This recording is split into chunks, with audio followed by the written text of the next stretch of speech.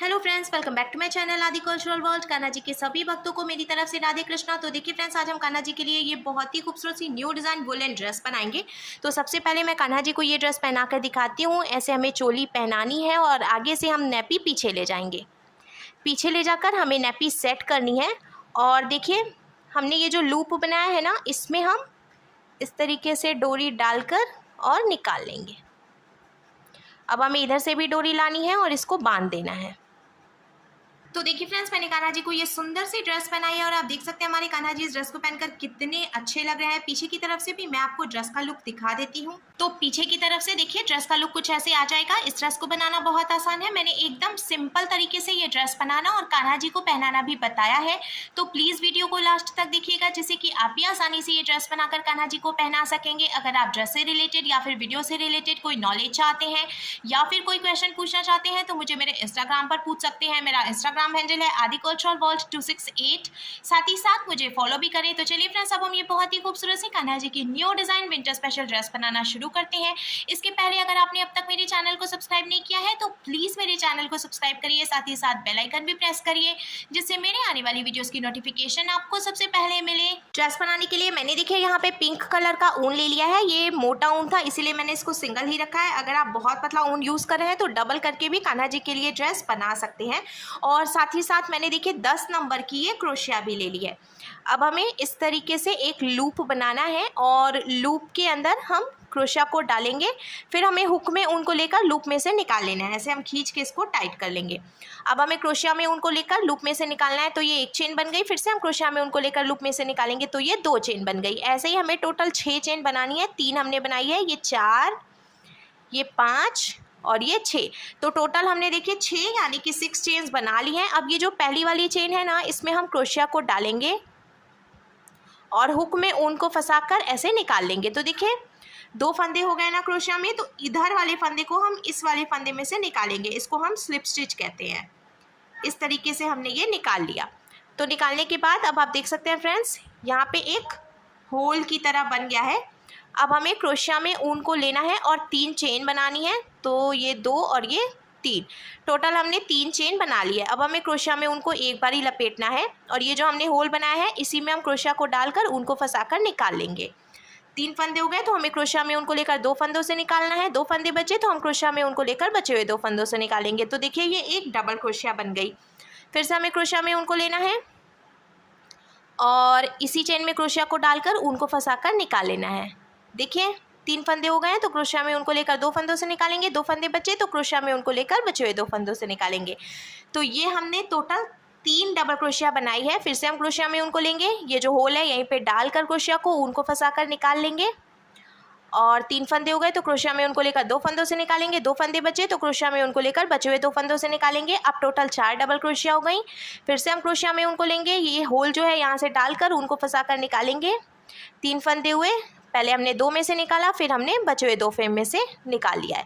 तो टोटल हमने 5 double crochet बनाई है। तो आप सोच रहे होंगे मैंने 4 डबल क्रोशिया ही बनाई है। शुरू में तो मैंने 3 चेन बनाई थी, तो वो जो 3 चेन हमने बनाई थी उसको भी हम एक डबल क्रोशिया ही मानेंगे। अब हमें 5 डबल क्रोशिया कंप्लीट करने के बाद इसको पलट लेना है। पलटने के बाद हम फिर से 3 चेन बनाएंगे। हमें इस बात का ध्यान रखना है, जब भी हम एक लाइन कंप्लीट करके दूसरी लाइन शुरू करेंगे तो पहले हमें 3 चेन बनानी है।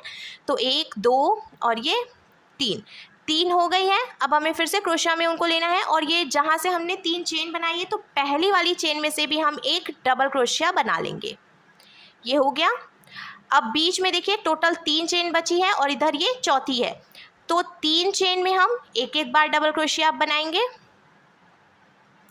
ये देखिए 1 चेन हो गई, ये दूसरी चेन हो गई और अब ये तीसरी चेन भी हो गई है। ठीक है। अब लास्ट वाली ये जो चौथी चेन बची है इसमें से हम 2 डबल क्रोशिया बनाएंगे। तो ये 1 और ये इसी में से 2। इस तरीके से बीनने पे आप देख सकते हैं ये तिरछे शेप में ऐसे बढ़ता जाएगा, तिकोने शेप में। अब हमें इसको फिर से पलट लेना है और मैंने आपको पहले ही बताया था जब भी हम इसको पलटेंगे तो शुरुआत में हम 3 चेन बनाएंगे, 1, 2 और ये 3। फिर हमें ये जो पहली वाली चेन है इसमें एक डबल क्रोशिया और बना लेनी है। तो 3 चेन हमने बनाई थी, फिर एक डबल क्रोशिया बनाई, तो इस तरीके से ये 2 डबल क्रोशिया हो गई है। अब हमें क्रोशिया में उनको लेकर बीच की सभी चेन में से एक एक बार डबल क्रोशिया बनानी है। ये देखिए 1, ये 2, 3, 4 और ये 5 चेन में से हमने एक एक डबल क्रोशिया बना ली। अब छठवीं जो चेन है लास्ट वाली, इसमें से हम फिर से 2 डबल क्रोशिया बनाएंगे, ये 1 और इसी में से ये 2। तो आप देख सकते हैं फ्रेंड्स, इसका शेप कुछ ऐसे आएगा। अब हमें इसको फिर से पलट लेना है और हमें इस बात का ध्यान रखना है, पहले हम 3 चेन बनाएंगे और पहली और लास्ट वाली चेन में से हमें 2-2 डबल क्रोशिया बनानी है और बीच की सभी चेन में से हमें एक एक बार डबल क्रोशिया बनानी है। इसी तरीके से हमें बीनते जाना है। तो फिर हमें देखिए 3 चेन बनानी है, फिर एक डबल क्रोशिया, तो 2 डबल क्रोशिया हो गई। अब बीच की सभी चेन में से एक एक बार डबल क्रोशिया और लास्ट वाले में से फिर से 2 बार डबल क्रोशिया। ऐसे बीनते हुए हमें नैपी तैयार कर लेनी है। तो देखिए फ्रेंड्स, मैंने आगे भी नैपी बीन के कंप्लीट कर लिया है। अब लास्ट में जो एक फंदा बचा है तो हम इसको यहीं पे लॉक करेंगे। ऐसे हमें एक चेन बनानी है और इसको ढीला कर लेना है। ढीला करने के बाद एक्स्ट्रा ऊन हम यहाँ से कट कर लेंगे। कट करके ऐसे हमें टाइट करना है। तो देखिए ये यहाँ पे लॉक हो गया। आप चाहें तो थोड़ी सी जगह छोड़ते हुए फिर एक्स्ट्रा ऊन आप कट भी कर सकते हैं, या फिर ये जो बचा हुआ ऊन है इसको आप ऐसे करके इसी में से निकाल सकते हैं, जिससे कि ये यहीं पे लॉक हो जाएगा और खुलने का भी टेंशन नहीं रहेगा, क्योंकि कई बार जब हम कट कर देते हैं ना ऊन तो वो खुलने भी लगता है। तो इसीलिए अगर आप ऐसे करके इसी में फंसा देंगे तो ये लॉक रहेगा, दिखेगा भी नहीं और जल्दी खुलेगा भी नहीं। तो हमने देखिए यहाँ पे फंसा दिया है। तो ये जो नैपी है ना फ्रेंड्स, मैंने 5 नंबर के कान्हा जी के लिए बनाई है। तो मैं आपको टोटल कितने लाइंस बिनी है मैंने ये बता देती हूँ। 1 2 3 4 5 6 7 और ये 8। तो 5 नंबर के कान्हा जी के लिए मैंने टोटल 8 लाइंस बिनी है। अब मैं आपको 0 से लेके 8 नंबर कान्हा जी तक के लिए मेजरमेंट बता देती हूँ। तो देखिए 0 नंबर के कान्हा जी के लिए आपको 1 2 3 लाइंस बिननी है।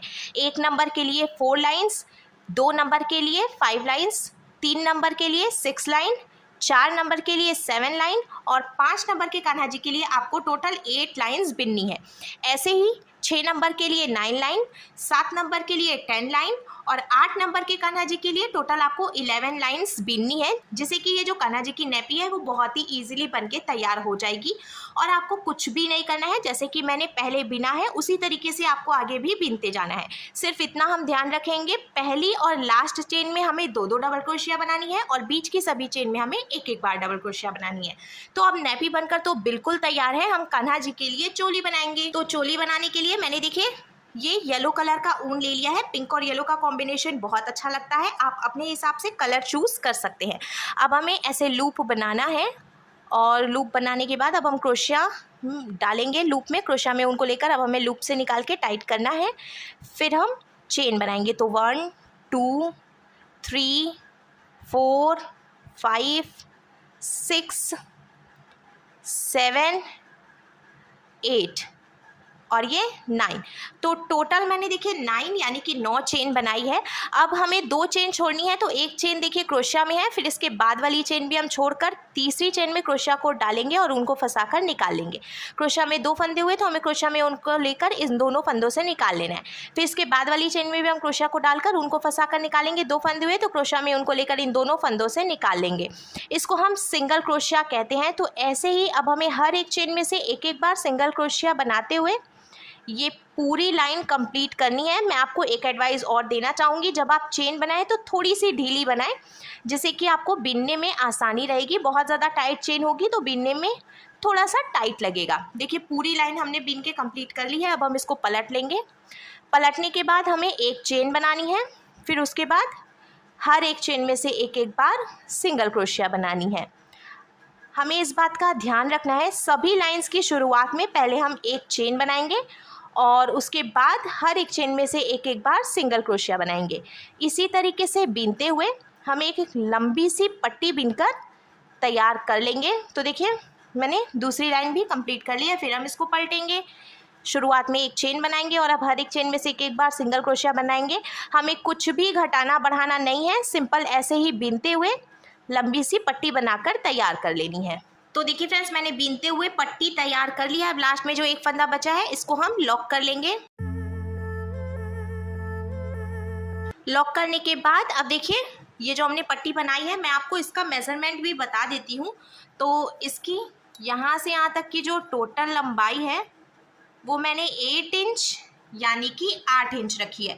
अब ये तो मैंने 5 नंबर के कान्हा जी के लिए बनाई है, पर 0 से लेके 8 नंबर के कान्हा जी तक के लिए आपको कितना फंदा लेना है और कितनी लंबाई रखनी है वो भी मैं आपको बता देती हूँ।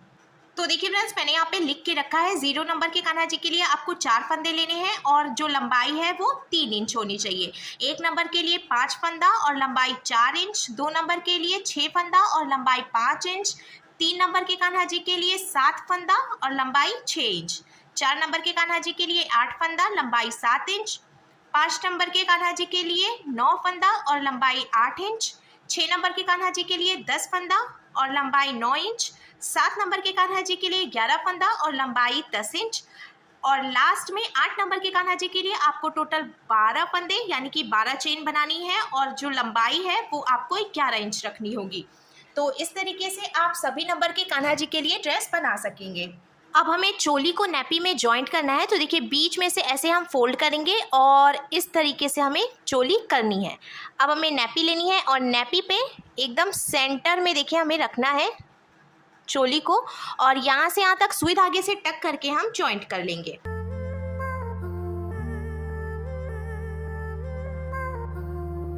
तो देखिए फ्रेंड्स, मैंने अच्छे से सुई धागे से टक करके जॉइंट कर लिया है चोली को नैपी में, और ऊपर की तरफ से हमने ये जो लूप बनाया था ना, इसको मैंने जॉइंट नहीं किया है क्योंकि इसमें से हम डोरी डालेंगे, तो इसीलिए हमें इसको जॉइंट नहीं करना है। लास्ट में हम डोरी बनाएंगे ड्रेस में डालने के लिए। तो मैंने फिर से ये येलो कलर का ऊन ले लिया है और साथ ही साथ मैंने ये क्रोशिया ली है।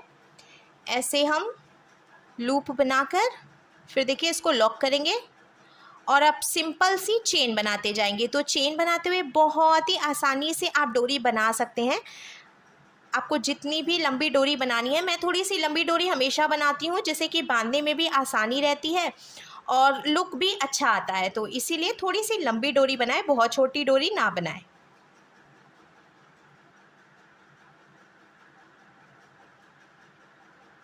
तो देखिए फ्रेंड्स, मैंने एक लंबी सी डोरी बनाकर भी तैयार कर ली है। अब लास्ट में हम डोरी डालेंगे। तो ये देखिए ये जो गैपिंग है ना डबल क्रोशिया के बाद, यहाँ से हम ऐसे डोरी डालकर निकाल लेंगे।